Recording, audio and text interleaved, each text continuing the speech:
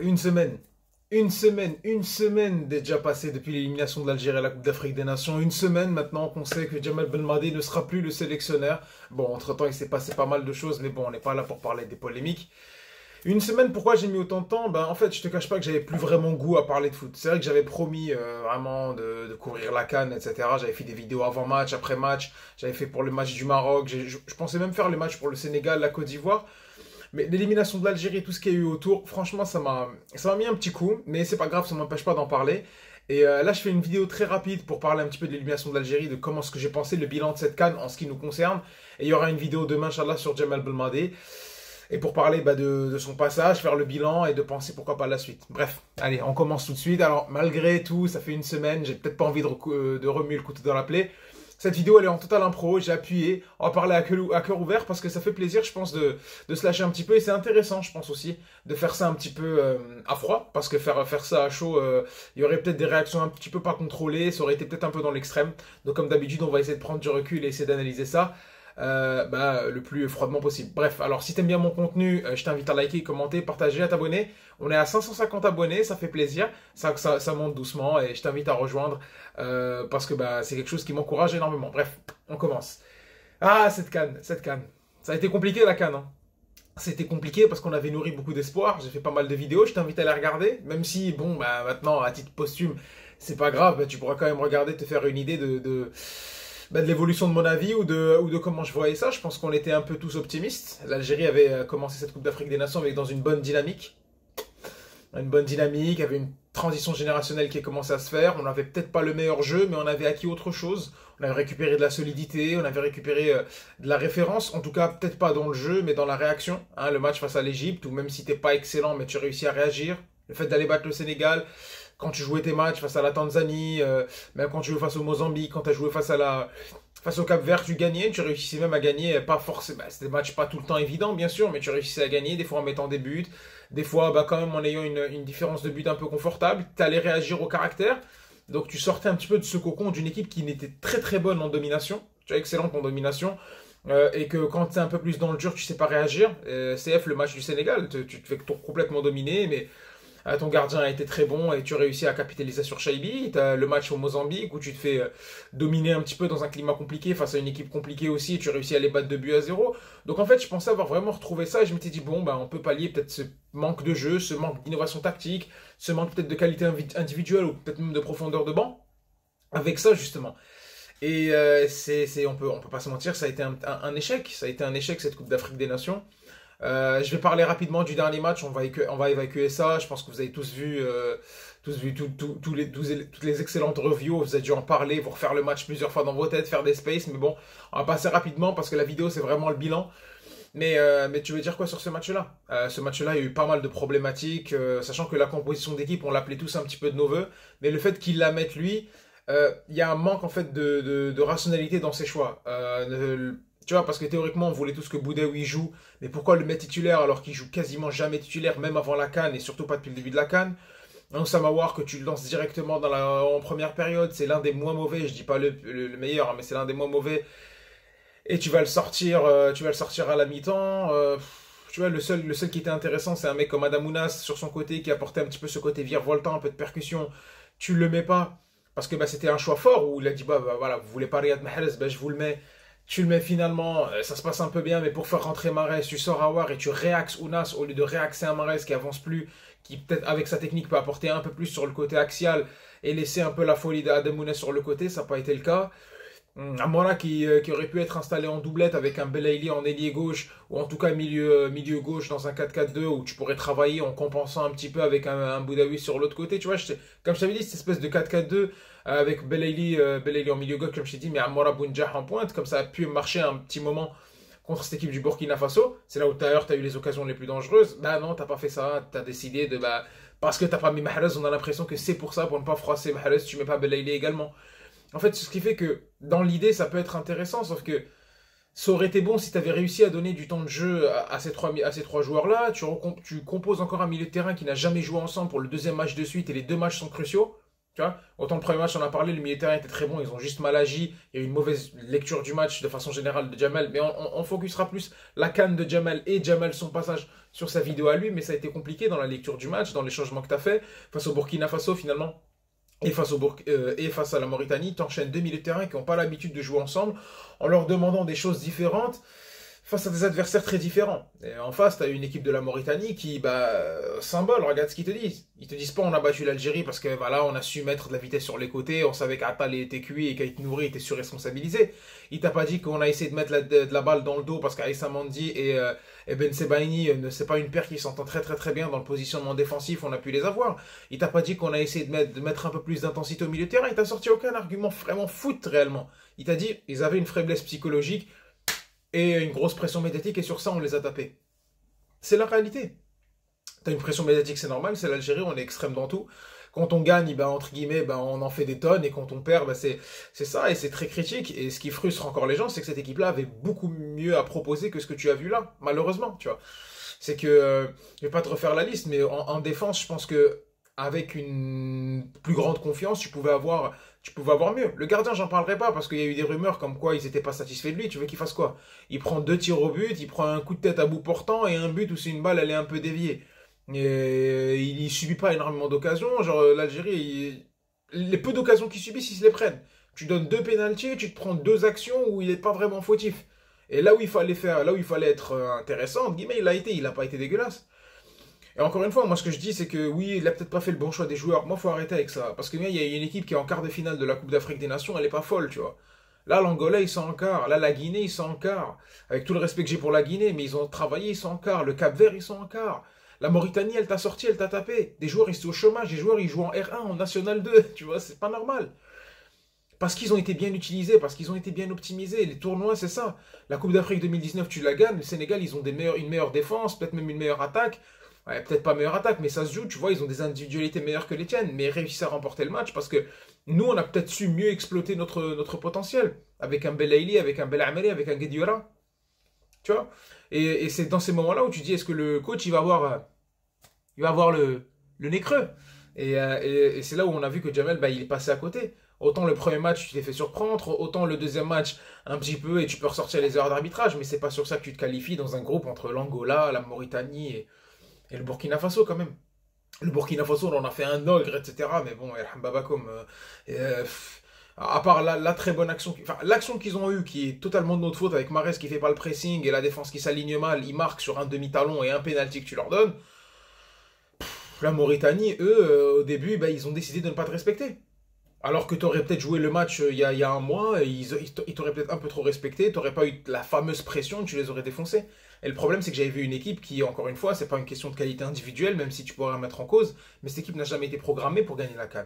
Cette équipe-là était peut-être programmée pour aller remporter, aller peut-être en demi-finale, aller peut-être en quart de finale en ayant un très bon parcours. On savait qu'il y avait une transition générationnelle et ce qu'il fallait viser, c'était une progression pour la CAN prochaine. Malheureusement, là, tu te fais encore une fois sauter au premier tour.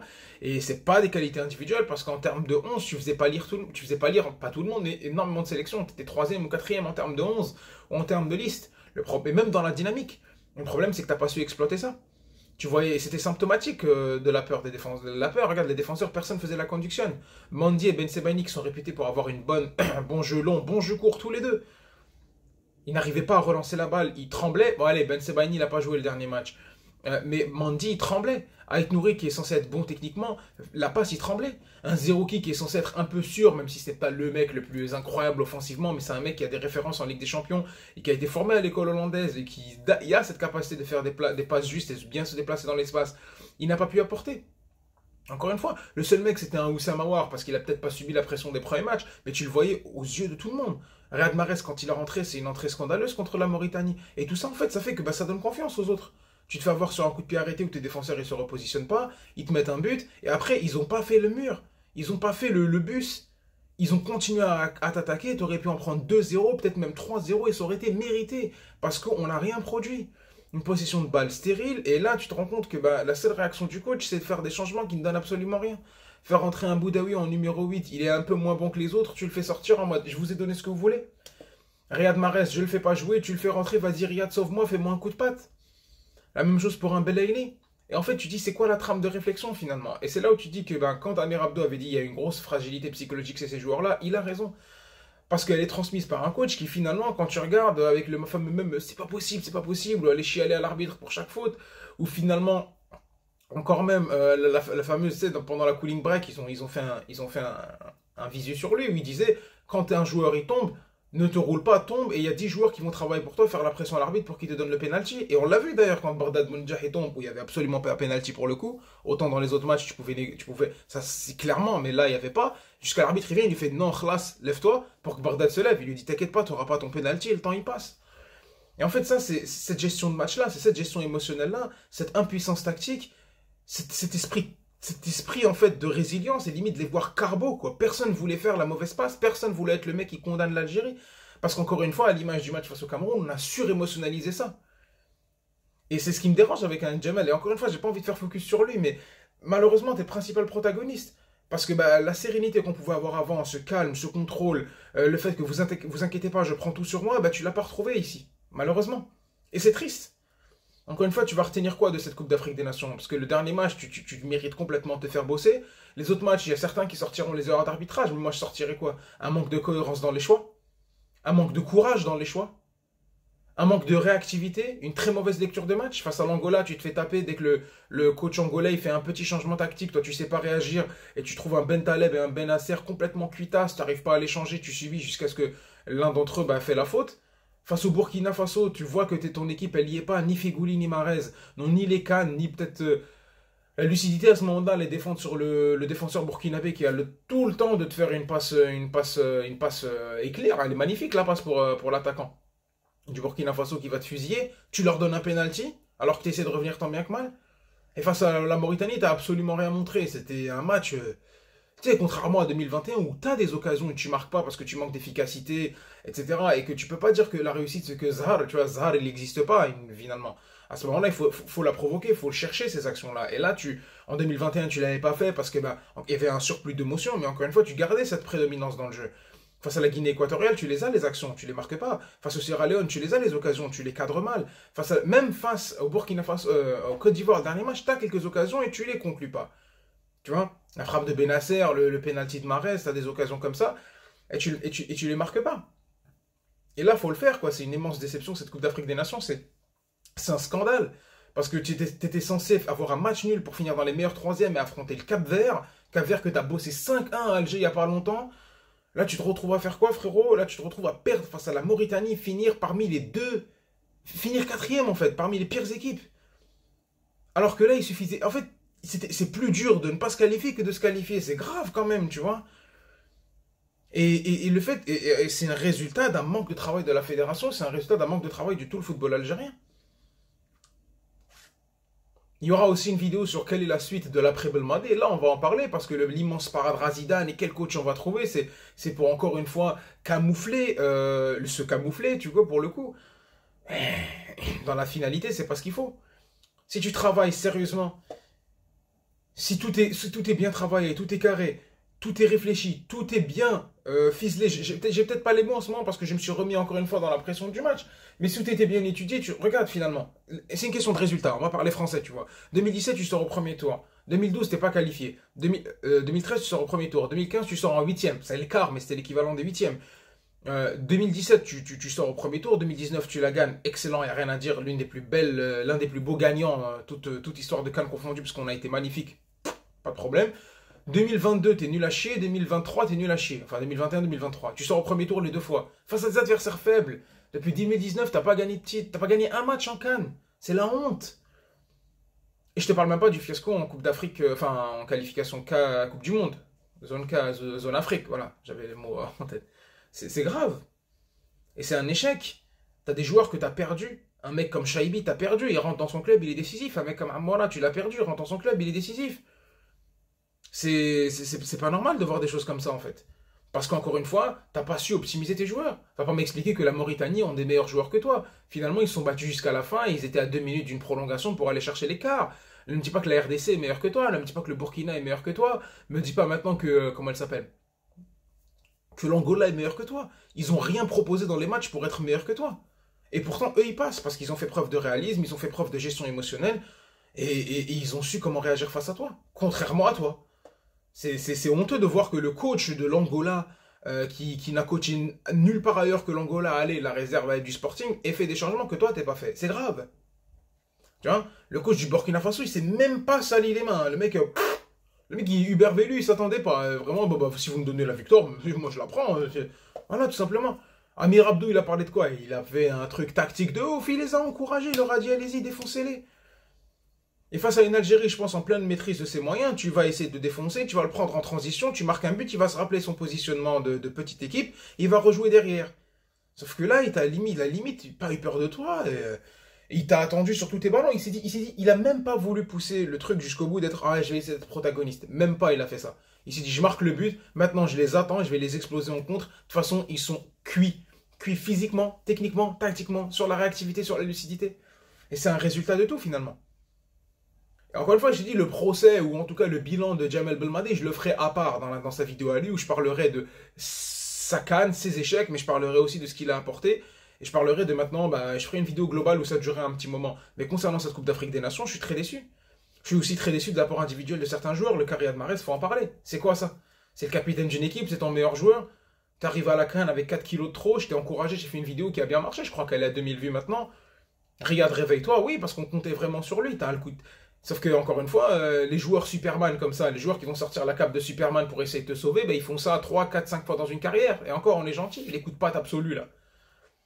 Où ils vont te sauver dans un match complètement bloqué. Il n'y a que Messi et Ronaldo qui peuvent te sauver chaque semaine. Et encore, tu vois. Tu l'as fait en 2019 et avec Saha, mais est-ce que c'était quelque chose... Est-ce que ça vaut le coup de le garder systématiquement? Surtout quand ton équipe est malade. Et le pire, c'est quand tu fais le choix de ne pas le mettre sur le terrain donc pour provoquer autre chose, ce remplaçant que moi j'ai largement critiqué en disant que ça ne sera jamais mieux qu'un super sub, bah il a plus à porter. Juste par son profil de percutant, d'énergique, c'est tout, rien d'autre. Tu vois, c'est ça le problème. Tu fais jouer un joueur 180 minutes parce qu'il est pas ouf, et tu fais pas son changement. Sa prestation, elle est pas bonne. En plus, en fait, c'est dans la continuité du coach, son capitana. Un coach complètement perdu, surémotionnalisé, limite, qui se met moi contre tout le monde. Et le tout le monde, il nous inclut nous, des Algériens. Moi, je le prends comment, moi? Alors, encore une fois, la déclaration de Mahrez, quand il dit on va le faire pour notre famille et le peuple, parce qu'il pouvait pas juste laisser nos familles. Donc sa femme, la Taylor, une anglaise, c'est sa famille. Donc elle, il va le faire pour elle et pas pour moi. Tzairiz, تفدزار كبرت في الجزائر سميتك ليكيب ناصيونال هادشي عندي انا هذا واش عندي انا ماشي فرانكو الجيريان ولا سميتك ما عنديش فرنسا زعما هاد الصيف كيروحوا يلعبوا لورو يديوها لورو كي ماركي مبابي ما حش نفرح انا كي ديها فرنسا انا بلادي غير الجزائر نفرح غير كي ديها الجزائر et je l'ai fait exprès de le dire en arabe pour bien faire comprendre que le peuple principalement c'est moi, d'accord, et j'en veux pas aux franco-algériens, on est des frères, y a pas de problème, mais c'est pas du tout vers eux que c'est dirigé.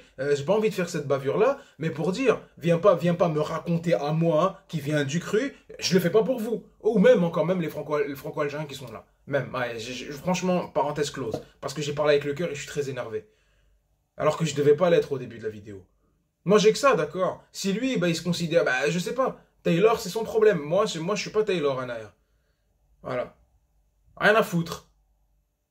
Tu viens, tu montres autre chose. Fegouli, complètement cuitasse, complètement cramé. Même lui aussi, il a un choix de carrière. Il vient pas en tant que titulaire. Et il est titularisé alors qu'il s'y attendait pas. Il est surpris. Il était à deux doigts de dire j'ai pas envie de jouer. Et il essaye, même à Cannes, avec ce qu'il avait. C'est terrible, c'est insultant de l'image de ton capitaine. Et pour la suite, maintenant, il faut lui retirer le capitana. Et c'est peut-être même lui faire du bien. Lui retirer le capitana, le donner à quelqu'un d'autre, retravailler son statut avec le prochain coach qui va venir. C'est pour ça que moi je milite pour quelqu'un d'un peu plus expérimenté, d'un meneur d'hommes. Et lui expliquer, parce que les qualités, tu les as. Tu as encore un Shaibi, tu as encore un Mora, tu as un Benasser, même Ben Taleb, je pense, dans un autre contexte où il est un peu plus serein, il peut montrer. Un Zerouki, il le fait à Feyenoord, pourquoi il le ferait pas ici? Il le fait face à l'Atlético, pourquoi il le ferait pas à Fidzel? Tu vois, un Belaïli, je pense un peu plus concerné, qui va récupérer sa forme, et pas avec un début de saison un peu bizarre. Je pense que pour l'année prochaine, il aura un match complet dans les jambes. Il suffit de travailler, tu as de la chance que la prochaine CAN, c'est dans 1 an et demi. Tu vois, un mec comme Ait Nouri, un mec comme Attal, c'est des mecs qui sont pas cramés, pas du tout. Ait Nouri, il vient de commencer. Attal, s'il retrouve de la dynamique en club, ça peut être bon. Un mec comme Riyad Mahrez, il peut être remobilisé, mais il faut lui expliquer son rôle maintenant. C'est fini le statut, classe. Ton joker, tu l'as cramé. Le joker que tu as donné entre 2019 et 2021, classe. 2021 à la CAN, 2022 contre le Cameroun, 2023 maintenant, classe, c'est bon, on en a marre. Maintenant, c'est fini. ton statut là, si c'est épuisé, on considère que tu es un joueur qui a beaucoup de qualité, deviens plus fit, sérieusement, et tu seras appelé. Si t'es pas fit, tu viens pas à Damakan. Et tu prends ta retraite internationale. Simple, c'est tout ce qu'on demande. Parce qu'il y en a quand je vois des équipes qui ont un moins bon effectif que toi et qui savent juste le maximiser, et pas pour avec des révolutions tactiques, mais uniquement parce que y a eu de la cohérence. Tu te dis, mais c'est pas possible. Il a juste appliqué un template. C'est comme les coachs de base qui ne sait pas grand chose. Il applique le template qu'on lui a donné à l'école. Bon, cette situation, dans mon cours, il faut faire un 4-3-3. Et non, non, non, ok, je fais ça. Et... Le mec, il a juste appliqué son cours. Histoire d'avoir 10 sur 20. Et ben voilà. Être moyen, ça suffit face à l'Algérie maintenant parce qu'on était éclaté en fait.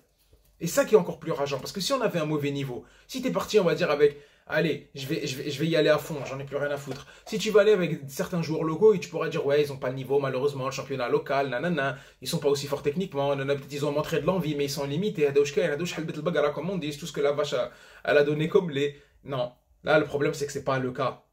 C'est que t'as des joueurs qui sont bons. T'as des joueurs qui sont bons, des joueurs qui brillent. Un Shaibi, ça brille, un Amora, ça brille, un Bounjah, ça a été bon, un Belaïli, sur le temps qu'il peut te donner, c'est bon. Un Ben Taleb, il n'a pas été le meilleur en sélection, mais je pense qu'un peu mieux encadré, ça peut mieux donner. Un Ben Sebaini, c'est pas normal l'émotionnalité qu'il avait. Un Itnouri kiff kiff. Finalement, c'est qui les seuls mecs qui n'ont pas déçu? Mandrea, Amora, Belaïli, Bounjah, et excusez-moi si j'en oublie, et un peu un Ounas quand il est rentré.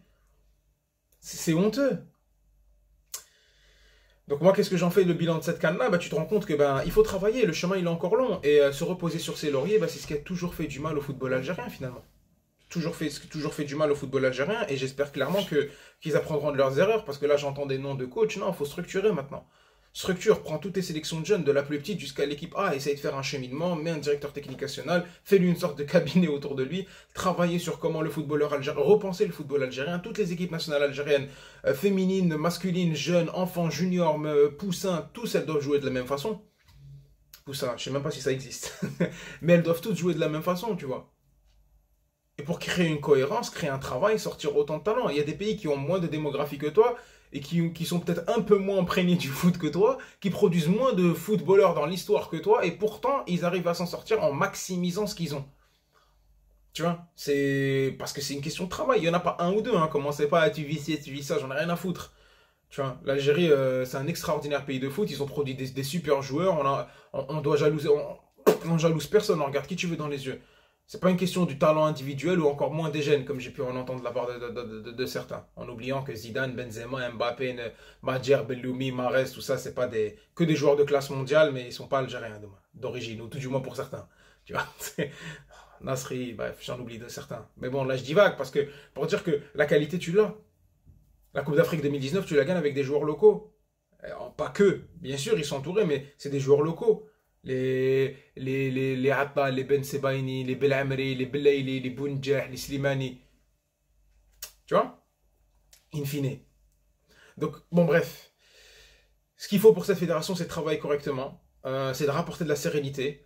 Peut-être désémotionnaliser tout ça. Rapporter un peu plus de cohérence dans cette équipe. Et Inch'Allah, fait affaire. Le prochain coach aura beaucoup de travail. Mais je pense beaucoup plus sur la tête. Parce que techniquement, les joueurs, tu les as. Tu les as pour faire beaucoup mieux. C'est une équipe qui sera amenée à grandir. Tu as des échéances. Tu as la prochaine CAN qui va être très très bonne. Tu seras dans un climat que tu connais. Ça sera les voisins. Tu auras tout le support que tu auras besoin. Ça sera au Maroc. Tu as une Coupe du Monde qui va arriver. Il faut absolument se qualifier. C'est absolument dans tes cordes parce que tu es déjà à 6 points. Donc il n'y a aucune excuse. Il faut faire le bon choix de coach pour apporter du résultat, de la sérénité, du résultat à court, moyen terme et travailler dans les coulisses pour avoir une politique sur le long terme. Surtout qu'il y a la Coupe d'Afrique 2027 qui arrive et tu as de grandes chances de la récupérer, à l'organiser en Algérie. Et là, tu pourras avoir un travail, le fruit de beaucoup de joueurs qui arriveront en maturité à ce moment-là. Bref, c'était tout pour le débrief de cette Coupe d'Afrique des Nations, un petit peu ce billet d'humeur. J'espère que la vidéo elle vous aura plu. C'était parti pour faire 8 minutes, j'en ai fait 24. La Ralb, c'est Zahel qui parle. Bref, on espère de jours radieux et de meilleurs jours pour le football algérien. Et n'hésitez pas à vous abonner. Et surtout, Mahma Khan, Tahil Jazair.